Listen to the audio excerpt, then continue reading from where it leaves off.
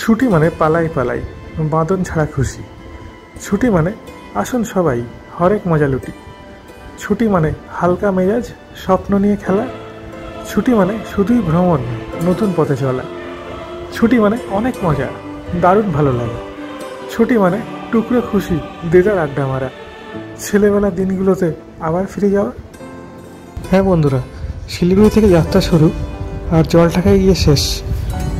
আর মাঝে ফিরে দেখা শতাব্দী এক্সপ্রেস আর বাস জার্নির কিছু স্মরণীয় মুহূর্ত।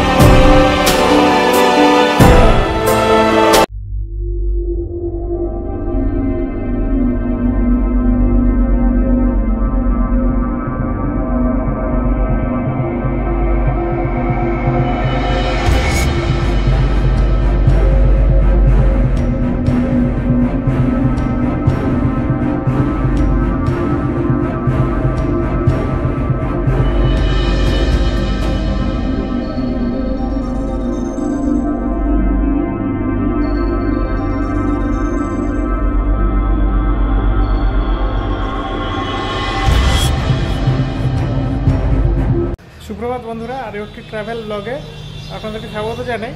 এই মুহূর্তে আমি দাঁড়িয়ে আছি শিলিগুড়িতে। আপনাদেরকে এর আগে একটা ভিডিওতে দেখিয়েছি আমি আমার ছোটোবেলার জায়গা জলঢাকায় গেছিলাম এবং সেখানে গিয়ে ব্লগ করে এসেছি, জলঢাকা, বিন্দু, ঝালং এই জায়গাগুলোতে। তো আমি এবার ওইখানেই যাব, তো একটু অন্য আঙ্গিকে দেখাবো। ওই জায়গাগুলো ঠিক না, তো জলঢাকাকে সেন্টার করে আমি যাব রঙ্গ এবং অন্যান্য যে সমস্ত স্পটগুলো আছে, অফবিট স্পটগুলো আছে আশপাশে, অ্যাপার্ট ফ্রম ওই বিন্দু বা অন্যান্য জায়গাগুলো যেগুলো ব্যারেজ ট্যারেজগুলো আছে সেগুলো বাদ দিয়ে যে অন্য স্পটগুলো আছে সেই স্পটগুলোকে দেখাবো, যেটা দেখানো হয়নি আর কি আপনাদেরকে এর আগের ব্লগটিতে। তো সেটা দেখাবো। তো এই মুহূর্তে আমি শিলিগুড়িতে রয়েছি, শিলিগুড়ির ক্লাসিক লজে।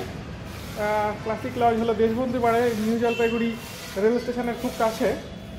তো সকালবেলা এখান থেকে টোটো নিয়ে যাবো জলঢাকার জন্য বাস ধরতে। শিলিগুড়ি শহরকে ক্রস করে যেতে হয় পুরো। আপনাদেরকে দেখাবো সেই দৃশ্যগুলো। ছোটোবেলার শহর শিলিগুড়ি, অনেক নস্টালজিয়ার জায়গা আমার জন্য, অনেক ভালোবাসার জায়গা। তো সেখানে এসে এতদিন পরে খুব ভালো লাগছে। 6 মাস অন্তর একবার আসা হয় বা 5 মাস অন্তর একবার আসা হয় এই ব্লগের পারপাসেই। আগে এখানে আমরা থাকতাম যখন আমি ছোটো ছিলাম। তো সঙ্গে থাকুন বন্ধুরা, হতে চলেছে একটা ইন্টারেস্টিং ব্লগ। বন্ধুরা, এই মুহূর্তে ইস্কন মন্দিরের দিকে যাচ্ছি আমরা। এখান থেকে বেশ অনেকটা দূর, একটা টোটো নিয়েছি।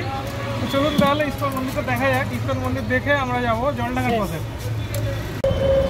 টোটো করে আমরা এখন দেশবন্ধু পাড়ার মধ্যে দিয়ে যাচ্ছি, শিলিগুড়ির দেশবন্ধু পাড়া। এই দেখুন, এটা দেশবন্ধু পাড়া, এনজিবি স্টেশনের খুব কাছেই হলো এই দেশবন্ধু পাড়া। এবার দেশবন্ধু পাড়ার থেকে আমরা ইস্কন রোড ধরবো, ইস্কন মন্দিরের দিকে যাব।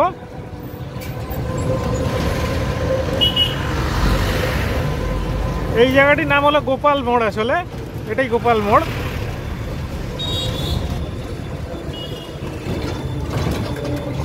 বন্ধুরা, এসে গেছি শিলিগুড়ি ইস্কন মন্দিরে। অনেক প্রাচীন মন্দির এটা, যদিও নতুন করে সাজানো হয়েছে মন্দিরটাকে, ওই জন্য নতুনের মতোই লাগছে।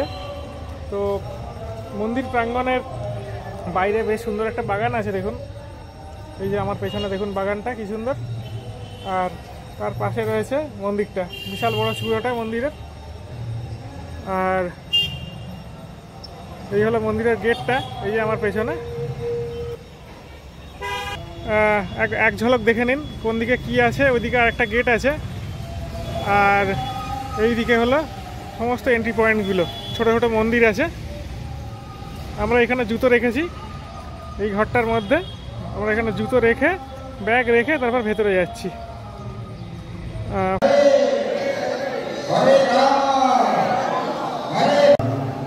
সকলে হাতে বাড়ি পূরণ করো ভগবান উদ্দেশ্য। জয় নিত্যলীলা পুরুষোত্তম সুপার অষ্ট প্রণংস ভাগবত শ্রী গুরু সুদার। বন্ধুরা, ইসকন মন্দির আপনারা দেখলেন। আপনারা এবার আমি টোটো করে আবার যাচ্ছি বিন্দুর বাস ধরতে। বিন্দু মানে হলো সেই বিন্দু ঝালং, ওইখানে আমরা যাবো, গিয়ে থাকবো 2 দিন, আর দেখাবো ওর আশপাশের অপর জায়গাগুলো। বন্ধুরা, আমরা এখন অতিক্রম করছি বহু স্মৃতি বিজড়িত মহানন্দা সেতু, শিলিগুড়ির মহানন্দা নদীর ওপর দিয়ে। আমরা এখন যাচ্ছি ভানুভোগ চকের কাছে। হ্যাঁ, ভানুভোগ চক মানে হলো আপনাদের তেনজিং নরকে বাস স্ট্যান্ড। তেনজিং নরকে বাস স্ট্যান্ড, উত্তরবঙ্গ রাষ্ট্রীয় পরিবহন সংস্থার বাস ধরবো। তো বৃষ্টি ক্রস করে আমাদের টোটো গাড়িটি আস্তে আস্তে এগিয়ে চলেছে ভানুভোগ চকের দিকে। বাসে উঠে পড়লাম অবশ্যই আমরা। তো বাস পেতে একটু অসুবিধা হলো, কারণ ডাইরেক্ট জলঢাকা যাওয়ার বাসের প্ল্যান করেছিলাম বন্ধুরা, কিন্তু সেই জলঢাকা যাওয়ার বাস পাওয়া খুব শক্ত। সামনে দিয়ে বেরিয়ে গেল, কিন্তু ধরতে পারলাম না, হাতে লাগেজ ছিল। তো সেই জন্য পিসি মিত্তল বাস স্ট্যান্ডে এলাম। পরে তেনজিং নরকে বাস স্ট্যান্ড থেকে পাইনি, পিসি মিত্তল বাস স্ট্যান্ড থেকে আমরা একটা প্রাইভেট বাসে করে, ভালোই বাসটাতে করে এখন যাচ্ছি চালসার পথে। চালসা হচ্ছে জলঢাকা থেকে প্রায় 35 কিলোমিটার দূরের একটা ছোট শহর, ছোট টাউন একটা, জলপাইগুড়ি ডিস্ট্রিক্টে। ওইখান থেকে যাবো আমরা জলঢাকা, একটা গাড়ি নিয়ে যেতে হবে তারপর একটা। তো এই হলো সংক্ষিপ্ত বিবরণ এই যাত্রার।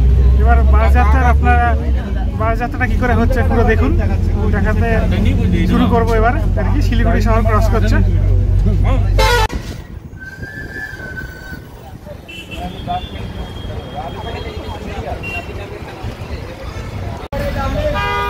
মালবাজার, ওতলাবাড়ি আর ডামডিম দিয়ে আমাদের বাসটি যাবে চালসার পথে।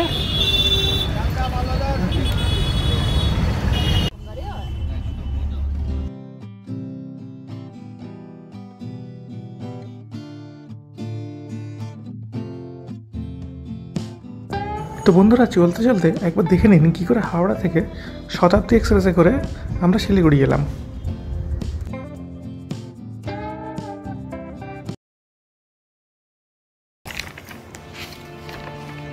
দিনটা ছিল এক বৃহস্পতিবার। হাওড়া স্টেশন, 11 নম্বর প্ল্যাটফর্ম। ঘড়িতে তখন 1:15। গন্তব্য শিলিগুড়ি। আর নিয়ে যাবে কে? ভারতীয় রেলের প্রিমিয়ার ট্রেন দ্রুতগতির নিউ জলপাইগুড়ি শতাব্দী এক্সপ্রেস।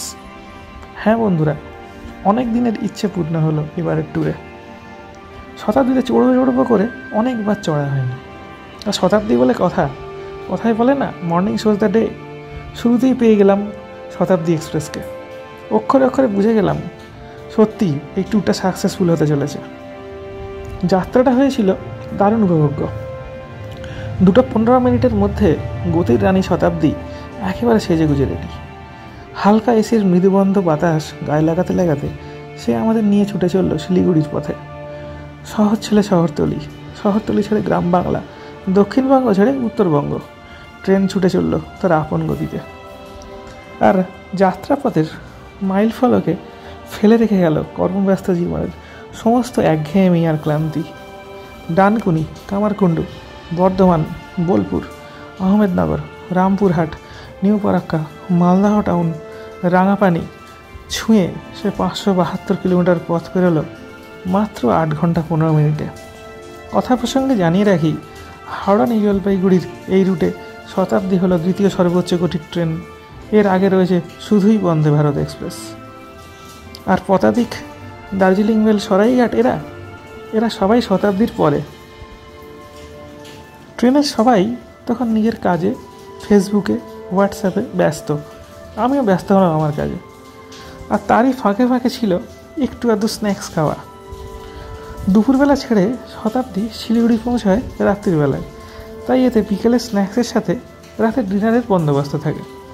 খাস্তার কচুরিতে আর স্যান্ডউইচে কামড় বসাতে হঠাৎই সময় কেটে গেল।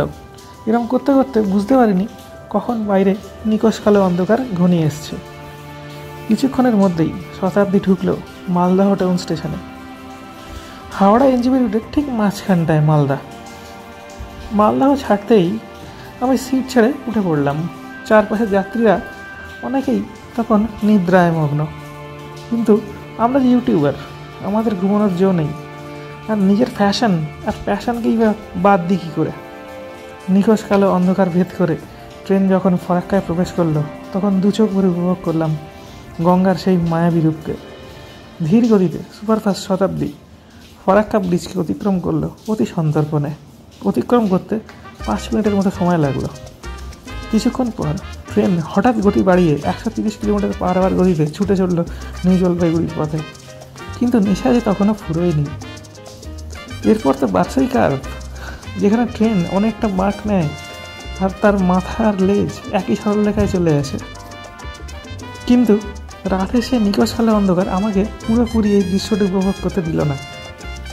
তাও আমি চেষ্টা ছাড়লাম না, মনের ক্যামেরায় ধরে রাখলাম অন্তত কিছুটা দৃশ্য। কিছুক্ষণ পর লাইনের দুধারে দেখা দিল ঝাপসা ঝাপসা চা বাগান। বুঝলাম উত্তরবঙ্গের মূল ভূখণ্ডে আমরা প্রবেশ করেছি। একে একে দেখা দিল আলুয়াবাড়ি রোড, রাঙাপানি, আরও ছোটো বড়ো কত রকম স্টেশন। দ্রুত গতিতে স্কিপ করতে করতে শতাব্দী যখন এনজিপি স্টেশনের 1 নম্বর প্ল্যাটফর্ম ছিল, তখন ঘড়িতে 10:15। নির্ধারিত সময়ের ঠিক 10 মিনিট আগে আমরা পৌঁছে গেলাম আমাদের গন্তব্য শিলিগুড়ি শহরে। আর এরই সাথে শেষ হলো এক দুর্দান্ত রেলযাত্রা। তো আপনারা দেখলেন বন্ধুরা, এনজিপিতে আমরা কি করে এলাম শতাব্দী এক্সপ্রেসে করে।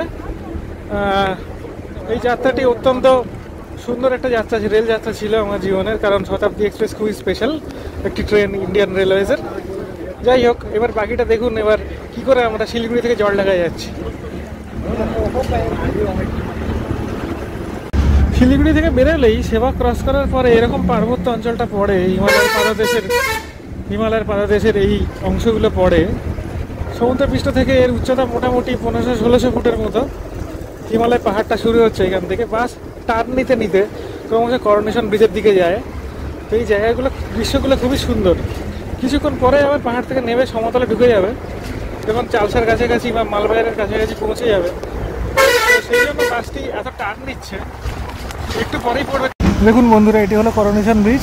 অনন্য সুন্দর প্রাকৃতিক শোভা আপনারা দেখতে পাবেন। এই যে লেখা আছে road limit on Coronation Bridge 10 ton, মানে 10 টনের বেশি গাড়ি কিন্তু উঠতে দেবে না এখানে। নিচে রয়েছে খরস্রোতা তিস্তা নদী। এই যে রাস্তা ট্রাকগুলো চলে যাচ্ছে, এটা সিকিমের দিকের রাস্তা। এইদিকে ডান দিকে আমরা যাবো, তার নিচে বাসটা।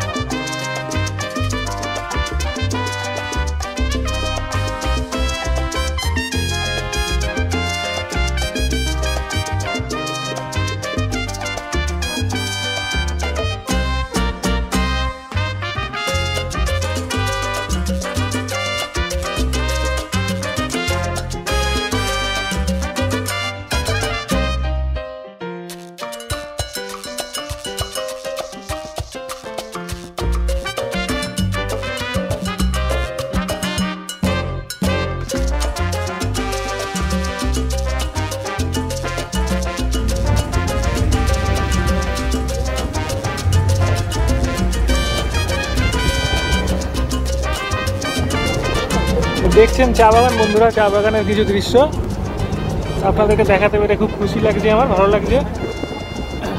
এটা অনেকটা সমতলে নেমে এসছে আবার পাহাড় থেকে। আমরা way towards Malbazar. Actually Malbazar দিয়ে আমরা যাব চালসাতে, সেখানেই বাসটা শেষ হয়ে যাবে, বাসের যাত্রাটা। তারপরে আমাদের অন্য গাড়ি ধরতে হবে। তো এরকম পথে যেতে যেতে এরকম বারে বারে চা বাগান দেখতে পাবেন আপনারা। আর চা বাগানের মাঝে মাঝে দেখতে পারবেন বড় বড় গাছ, যেগুলো বেসিক্যালি চা গাছকে প্রোটেক্ট করার জন্যই লাগানো হয়। সেই গাছগুলোকে, বড় গাছগুলোকে, কারণ চা গাছ ডাইরেক্ট সূর্যের কিরণ সহ্য করতে পারে না, সেই জন্য বড় গাছ লাগানো হয়।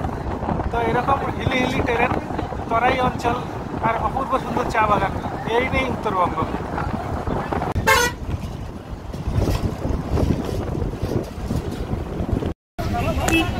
বাসটি এখন ওতলা বাড়িতে দাঁড়িয়ে আছে বন্ধুরা। এটা জায়গাটির নাম হলো ওতলা বাড়ি। আর এই রাস্তাটা দেখছেন, এখান দিয়ে যাওয়া যায় গাজলডোবা।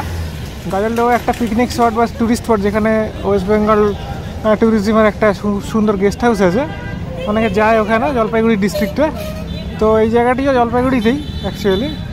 তো আমাদের বাসটি সোজা যাবে, একদম স্ট্রেট যাবে ওই দিকে, স্ট্রেট রাস্তা ধরে যাবে, মালবাজার ক্রস করে চালসা।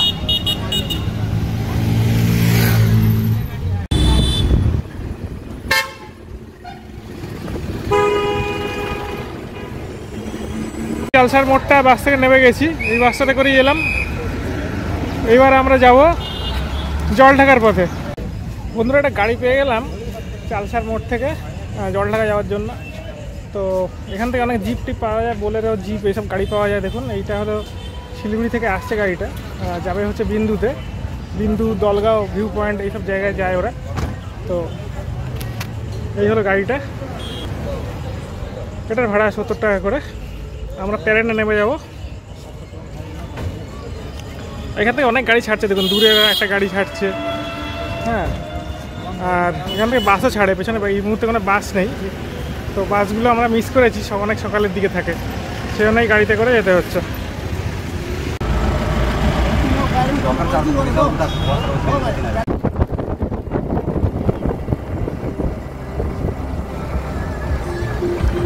এটা হলো চাপড়ামারি লেভেল ক্রসিং।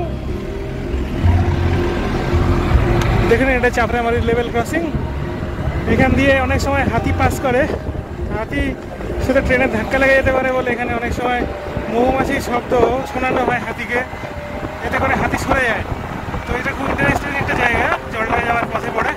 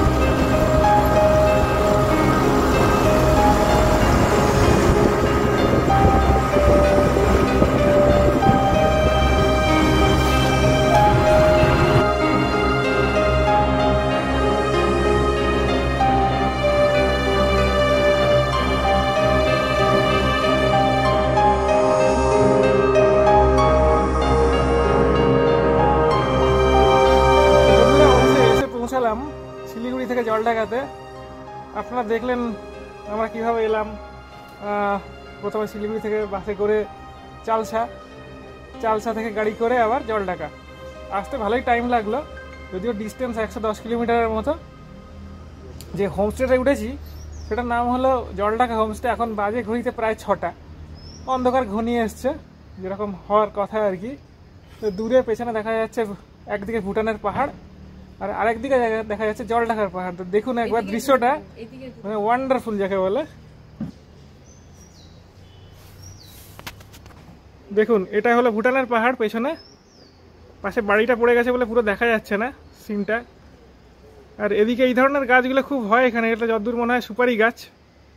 আর এটা হলো জলঢাকা হোমস্টে। আমি হোমস্টেটাকে সকাল হলে আরও ভালো করে দেখাবো। এই রুমটাতে আমরা আছি, আর এই তলায় হলো এইখানে খাওয়া দাওয়ার জায়গা। এনাদের খাবার, এনারা সব রকম খাবারই দেন। এবার এটা আপনার চয়েস কীরকম খাবার খাবেন। আর কি বলে, এদের রান্নাবান্নার ব্যবস্থা আছে, যদি কেউ চায় তো রান্নাবান্না করেও খেতে পারবে, এই ফ্যাসিলিটিটা আছে। এটা হলো হোমস্টে এন্ট্রি পয়েন্টটা, এখান থেকে গাড়ি নেমে যায়। আর ওইটা হলো প্যারেন চলে যাচ্ছে ওপরে, ওই যে একটা গাড়ি যাচ্ছে দেখুন, ওটা হলো প্যারেন যাওয়ার রাস্তা। প্যারেনে আমরা যাব। বেসিক্যালি আপনাদেরকে এর আগে একটা ভিডিওতে দেখিয়েছি আমার সেই ছোটোবেলার জায়গা। ছোটোবেলার জায়গাটা হলো প্যারেনই অ্যাকচুয়ালি। তো এখান থেকে আরেকটু উপরে যেতে হবে, আবারও সেই জায়গায় এলাম। তো ওই আর কি, ছোটোবেলার মাটি টানে না বারবার মানুষকে, তো সেই টানে চলে এলাম আবার 700 কিলোমিটার পথ পেরিয়ে। তো এবারে একটু অন্য আঙ্গিকে দেখাবো, যেরকম রঙ্গ বলে একটা গ্রাম আছে, ওই দিকে যাবো। একটু অফবিট যে স্পটগুলো আছে ওগুলো যাবো। প্যারেনটা ছোট্ট করে দেখিয়ে নেবো আপনাদের আবারও। আর দেখা যাক আর কী কী স্পট বের হয়ে এনাদের সাথে কথা বলবো, যেগুলো আমাদের কিছু কিছু অজানা স্পট রয়েছে, এখন নতুন স্পট তৈরি হয়েছে অনেক, সেই স্পটগুলোতে যাব। তো সঙ্গে থাকুন বন্ধুরা, এখন রেস্ট নেবো, কাল আবার দেখা হবে। তো বন্ধুরা আজ এইটুকুই। আপনারা দেখলেন কি করে আমি 700 কিলোমিটার পথ পেরিয়ে শিলিগুড়ি শহর হয়ে জলঢাকাতে পৌঁছালাম। পরের এপিসোডে থাকছে রঙ্গ আর জলঢাকার সব অফবিট স্পট ভ্রমণ। ভালো লাগলে ভিডিওটি একটু লাইক আর শেয়ার করে দেবেন, আর চ্যানেলটিকে সাবস্ক্রাইব না করে থাকলে সাবস্ক্রাইব করে নেবেন। সবাইকে অসংখ্য ধন্যবাদ।